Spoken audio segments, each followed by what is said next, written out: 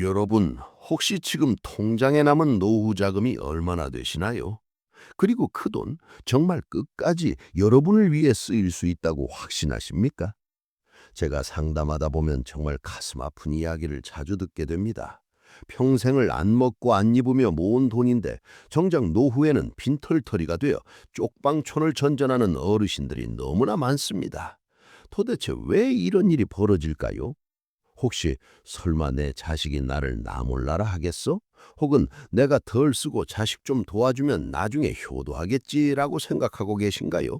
바로 그 생각이 여러분의 노후를 벼랑 끝으로 내몰고 있는 가장 위험한 착각일 수 있습니다. 100세 시대라고 하지만 준비되지 않은 장수는 축복이 아니라 재앙이 될 수도 있습니다. 특히나 요즘처럼 경기가 어렵고 자녀 세대도 살기 팍팍한 세상에서 부모의 재산은 더 이상 안전한 노후의 보루가 되지 못하는 경우가 많습니다. 만약 당장 내일 큰 병이라도 걸린다면, 혹은 믿었던 자녀가 사업에 실패해서 손을 벌린다면 여러분은 어떻게 하시겠습니까? 준비해둔 현금이 없다면 결국 살던 집을 팔거나 빚을 져야 하는 끔찍한 상황이 벌어집니다. 이건 남의 이야기가 아닙니다. 바로 우리 이웃, 아니 어쩌면 준비하지 않은 우리의 미래일 수도 있습니다. 오늘 제가 드리는 말씀은 단순히 돈을 아끼라는 잔소리가 아닙니다. 여러분의 존엄하고 평안한 노후를 지키기 위해, 그리고 사랑하는 가족을 진짜로 위하는 길이 무엇인지 냉정하게 말씀드리려고 합니다. 끝까지 들으시면 막막했던 불안함이 사라지고 당장 오늘부터 무엇을 해야 할지 길이 보이실 겁니다. 사실 이런 이야기를 들으면 가슴이 철렁하면서도 한편으로는 답답하고 억울한 마음이 드실 겁니다. 내가 흥청망청 쓴 것도 아니고 가족들 먹여 살리느라 뼈 빠지게 일한 죄밖에 없는데 왜 이렇게 불안해야 하나 싶으시지요? 맞습니다. 여러분의 잘못이 절대 아닙니다. 우리 시니어 세대는 부모님 봉양하고 자식들 뒷바라지하느라 정작 본인의 노후는 챙길 겨를이 없었던 대한민국에서 가장 헌신적인 세대입니다. 그런데 세상이 너무 야박하게 변했습니다. 예전에는 자식 농사 잘 지으면 그게 노후 대책이었지만 지금은 자식 농사가 오히려 노후 파산의 주범이 되는 세상이 되어버렸습니다. 상담을 오시는 분들이 가장 많이 하시는 말씀이 있습니다. 아끼고 아꼈는데 통장은 비어있고 나가는 돈은 줄어들지 않는다는 겁니다. 국민연금 하나 믿기에는 물가가 너무 올랐고 병원비 걱정에 잠이 안 온다고 하십니다.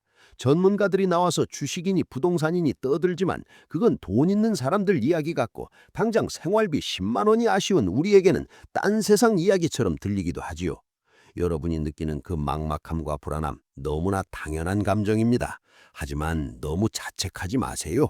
지금까지 가족을 위해 헌신하신 그 마음만큼은 정말 훌륭하셨습니다. 다만 이제는 그 사랑의 방향을 조금 바꾸셔야 할 때가 왔을 뿐입니다.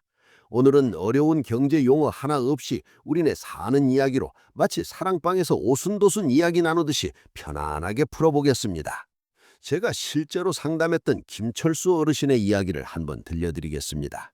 김 선생님은 60대 후반으로 중소기업에서 정년 퇴직하시고 작은 아파트 한 채와 약간의 퇴직금을 가지고 계셨습니다. 평생 성실하게 사셨고 술, 담배도 안 하시며 알뜰하게 모으신 분이었죠. 그런데 어느 날 30대 후반인 아들이 다니던 직장에서 명예퇴직을 당했습니다. 요즘 AI다 뭐다 해서 일자리가 줄어든다더니 남의 일이 아니었던 겁니다. 아들은 재취업이 안 되자 치킨집을 창업하겠다며 아버지에게 손을 벌렸습니다. 김 선생님은 자식이 죽겠다는데 어떻게 보고만 있나 하는 마음에 노후 자금으로 묶어둔 퇴직금 1억 원을 덜컥 내주셨습니다. 결과가 어떻게 됐을까요?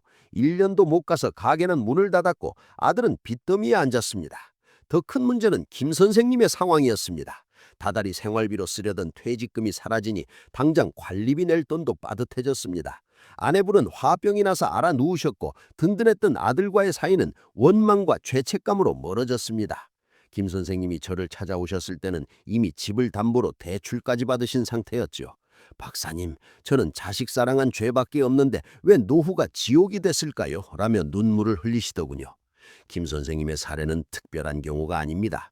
평범하고 화목했던 가정이 잘못된 경제적 결정 한 번으로 어떻게 무너질 수 있는지를 보여주는 아주 가슴 아픈 현실입니다. 하지만 여기서 중요한 전환점이 있습니다. 김 선생님이 무너진 이유는 단순히 운이 나빠서가 아니라 바로 부모로서의 역할에 대한 고정관념과 자산 관리의 원칙을 지키지 못했기 때문이었다는 점입니다. 그렇다면 도대체 무엇이 문제의 진짜 원인일까요? 김 선생님처럼 성실한 분들이 노후 빈곤에 따지는 이유는 마치 밑 빠진 독과 같습니다. 아무리 물을 부어도 구멍이 나 있으면 물은 차오르지 않지요. 우리 시니어들의 경제적 독에 둘린 가장 큰 구멍은 바로 성인 자녀 리스크와 보이지 않는 고정 지출입니다. 경제학적으로 보면 은퇴 후의 자산 관리는 증식이 아니라 수성, 즉 지키는 것이 핵심입니다. 그런데 많은 분이 은퇴 후에도 현역 때처럼 자녀를 책임지려 합니다. 자녀의 결혼자금, 손주들의 학비, 사업자금 지원, 이것은 사랑이라는 이름으로 포장된 재정적 자살황이나 다름없습니다. 냉정하게 들릴지 모르지만 부모의 노후 자금이 자녀에게 흘러가는 순간 그 돈은 증발해버립니다. 자녀가 성공해서 갚으면 다행이지만 통계적으로 부모에게 지원받은 자녀일수록 경제적 자립심이 낮다는 결과가 있습니다. 또 하나의 원인은 새는 돈입니다. 은퇴하면 소득은 절반 이하로 줄어드는데 씀씀이가 그대로인 경우가 많습니다. 매달 나가는 통신비, 잘 보지도 않는 케이블 TV 수신료, 지인의 부탁으로 든 중복된 보험료, 경조사비, 그리고 습관적으로 사주는 손주들의 옹돈, 이런 것들이 모여서 한 달에 수십만 원이 쥐도 새도 모르게 사라집니다. 이 정도는 써야지라고 생각하는 그 지출들이 모여서 10년 뒤에는 여러분의 병원비와 간병비를 갉아먹고 있는 것입니다. 소득이 끊긴 시점에서 소비 패턴을 구조조정하지 않고 자녀와의 경제적 탯줄을 끊지 못하는 것, 이 두 가지가 복합적으로 작용해서 노후 파산이라는 결과를 초래합니다. 자, 이제 문제의 원인을 알았으니 해결책을 찾아야겠죠. 너무 걱정하지 마세요. 해결 방법은 의외로 복잡하지 않습니다. 거창한 투자 비법을 알려드리는 게 아닙니다. 오히려 아주 단순하고 누구나 당장 실천할 수 있는 빼기의 미학입니다. 핵심은 돈의 흐름을 통제하는 주도권을 다시 여러분이 가져오는 것입니다. 지금까지는 자식에게 체면에 습관의 돈이 끌려다녔다면 이제는 여러분이 돈의 주인이 되어야 합니다. 이 방법이 효과가 있는 이유는 간단합니다. 들어오는 물이 적으면 나가는 물구멍을 막아야 수위가 유지되기 때문입니다. 우리가 해야 할 일은 노후 현금 흐름 시스템을 만드는 것입니다. 큰 돈을 버는 게 아니라 매달 죽을 때까지 마르지 않는 작은 샘물을 만드는 과정이죠. 이 시스템이 구축되면 첫째, 불안감이 사라집니다. 매달 생활비가 확보되니 마음의 여유가 생깁니다. 둘째, 자식에게 당당해집니다. 손 벌리지 않는 부모가 오히려 자식에게는 가장 큰 축복이자 도움입니다. 셋째, 삶의 질이 올라갑니다. 불필요한 곳에 돈을 쓰지 않고 진짜 나를 행복하게 하는 곳에 돈을 쓰게 되기 때문입니다. 이제부터 제가 알려드리는 방법은 고위험 투자 상품 가입이 절대 아닙니다. 여러분의 지갑을 꿰매고 새는 구멍을 막아 있는 돈을 100세까지 안전하게 지키는 철벽 방어 전략입니다. 마음의 준비 되셨나요? 그럼 구체적인 실천 방법으로 들어가 보겠습니다. 첫 번째 실천 방법은 바로 가계부 다이어트.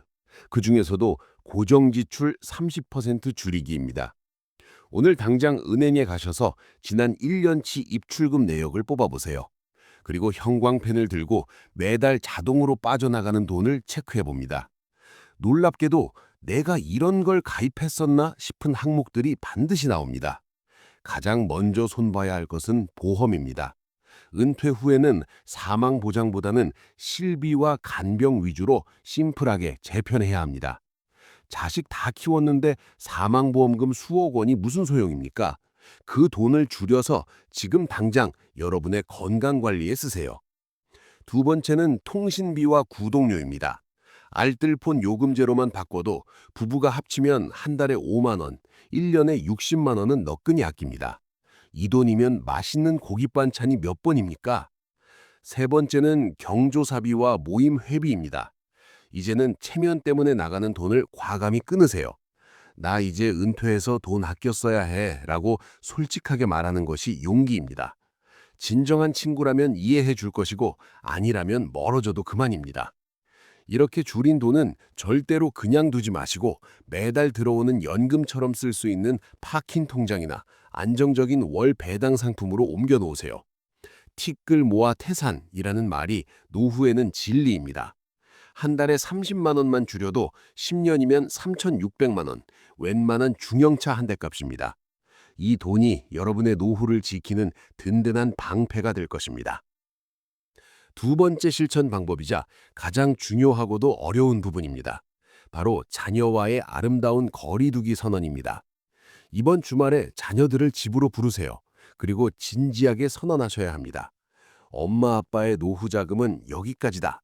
앞으로 우리 부부의 생활비와 병원비는 우리가 알아서 할 테니 너희도 너희 앞가림은 스스로 해라 라고요. 이걸 매정하다고 생각하지 마세요. 이게 자식을 살리는 길입니다. 구체적으로는 증여와 상속에 대한 기대를 완전히 접게 만들어야 합니다. 남은 재산은 죽기 전에 다 쓰고 가겠다고 공표하세요. 그리고 성인 자녀에게 들어가는 지원금을 딱 끊으세요. 손주 봐주는 수고비도 확실하게 받으시거나 힘들면 거절하셔야 합니다. 자녀의 사업자금 요청, 주택구입 자금 지원 요청에는 단호하게 NO라고 말할 수 있어야 합니다. 만약 자녀가 서운해한다면 그건 그동안 여러분이 너무 많이 퍼주었기 때문입니다. 대신 여러분 스스로를 위한 비상금 통장을 따로 만드세요. 자식에게 말하지 않는 비밀 통장 하나쯤은 있어야 합니다. 이 통장에는 자식에게 줄 돈이 아니라 여러분이 아플 때 간병인을 쓰고 맛있는 것을 사 먹고 여행을 가는 데 쓸 돈을 모으세요. 자녀에게 의존하지 않는 경제적 독립이야말로 시니어가 가질 수 있는 최고의 자존감입니다. 이 부분이 정말 중요합니다. 마음 약해지면 안 됩니다. 여러분의 노후가 무너지면 결국 그 짐은 고스란히 자녀에게 돌아간다는 사실을 잊지 마세요. 하지만 주의하셔야 할 점도 분명히 있습니다. 의욕이 앞서서 잘못된 선택을 하면 오히려 역효과가 날 수 있거든요. 첫째, 부채가 있는 경우입니다. 빚이 있다면 여유자금으로 투자를 생각하기보다는 빚부터 갚는 것이 순서입니다. 특히 고금리 대출이 있다면 무조건 1순위로 상환하세요. 이자 나가는 구멍만 막아도 노후가 훨씬 편안해집니다. 둘째, 기초연금이나 각종 복지 혜택의 수급 자격을 꼼꼼히 따져봐야 합니다. 섣불리 재산을 처분하거나 현금화했다가 소득 인정액이 늘어나서 기초연금이 깎이거나 탈락하는 경우가 종종 있습니다. 이런 중요한 결정은 동네 아는 사람 말만 듣지 마시고 반드시 국민연금공단이나 지자체 복지센터 혹은 신뢰할 수 있는 금융 전문가와 상담 후에 결정하셔야 합니다. 셋째, 사기 피해 주의입니다. 노후 자금을 불려주겠다며 접근하는 사람들을 조심하세요. 원금 보장, 고수익 이런 말은 100% 사기라고 보시면 됩니다. 우리 나이에는 돈을 버는 것보다 지키는 것이 100배, 1000배 더 중요합니다. 모르는 사람이 권하는 투자는 무조건 거절하세요. 마지막으로 너무 돈 하면서 인색한 구두쇠가 되라는 말은 아닙니다. 쓸 때는 써야죠. 다만 그 소비의 기준이 남의 시선이나 자녀가 아니라 오직 나와 배우자의 행복이 되어야 한다는 점을 명심해 주세요. 자, 이렇게 실천했더니 앞서 말씀드린 김철수 선생님의 삶은 어떻게 바뀌었을까요? 김 선생님은 제 조언대로 자녀에게 더 이상의 지원은 불가능하다고 선언했습니다. 처음에는 아들과 며느리가 서운했지만 김 선생님이 내가 너희에게 짐이 되지 않기 위해 내 노후를 준비하는 거다라고 진심으로 설명하자 결국 이해했습니다. 김 선생님은 집을 줄여서 빚을 다 갚고 남은 돈으로 즉시 연금, 주택연금 등에 가입해 매달 따박따박 월급처럼 생활비를 받게 되었습니다. 불필요한 보험과 모임도 정리했더니 매달 50만 원의 여유가 생겼죠. 이제 김 선생님은 아침마다 공원에 나가 운동을 하고 복지관에서 노래교실도 다닙니다. 예전에는 돈 걱정에 미간을 찌푸리고 계셨지만 이제는 얼굴에 회색이 돕니다. 고기 반찬이 먹고 싶으면 언제든 사 먹고 가끔 손주들이 오면 용돈 10,000원씩 쥐어주는 기쁨도 누립니다. 무엇보다 큰 변화는 마음의 평화입니다. 이제 죽을 때까지 돈 걱정은 없다 하는 확신이 생기니 자식 눈치 볼 일도 없고 배우자와의 관계도 신혼태처럼 좋아졌습니다. 아들도 부모에게 의지할 곳이 없다는 걸 깨닫고 나니 오히려 정신을 차리고 작은 회사에 취직해서 성실하게 살아가고 있습니다. 부모의 단호한 결단이 자녀를 독립적인 어른으로 성장시킨 것입니다. 이것이 바로 우리가 꿈꾸는 진정한 노후의 모습 아니겠습니까? 사랑하는 구독자 여러분, 나이 때문에 혹은 이미 늦었다고 생각해서 재정 관리를 포기하지 마세요. 인생 2막은 지금부터입니다. 60대, 70대도 충분히 바꿀 수 있습니다. 오늘 제가 말씀드린 것들 한꺼번에 다 하려고 하지 마세요. 오늘 저녁에 배우자와 마주 앉아 가계부 내역 한번 살펴보는 것, 이번 달 통신비 요금제 한번 확인해 보는 것부터 시작하시면 됩니다. 작은 실천 하나가 물길을 바꾸고 그 물길이 모여 여러분의 평안한 노후라는 큰 바다를 이룹니다. 나는 내 인생의 주인이다. 내 노후는 내가 지킨다. 이 마음가짐 하나면 충분합니다. 여러분은 그동안 치열하게 살아오신 것만으로도 충분히 존경받고 대우받을 자격이 있습니다. 이제는 그 누구보다 여러분 자신을 위해 그리고 곁에 있는 배우자를 위해 돈을 쓰고 시간을 쓰세요. 여러분의 지혜롭고 당당한 노후를 저 지혜파워가 진심으로 응원합니다. 오늘 영상이 조금이라도 도움이 되셨다면 주변의 소중한 분들에게도 공유해 주셔서 함께 행복한 노후를 준비하셨으면 좋겠습니다. 그리고 아직 구독 안 누르신 분들은 구독과 좋아요 한번 꾹 눌러주시면 제가 더 알찬 정보로 찾아뵙는데 큰 힘이 됩니다. 오늘부터 내 돈을 지키겠다라고 다짐하신 분들은 댓글로 노후 독립이라고 남겨주세요. 제가 일일이 하트 눌러드리고 응원해드리겠습니다. 오늘도 편안하고 행복한 하루 되세요. 감사합니다.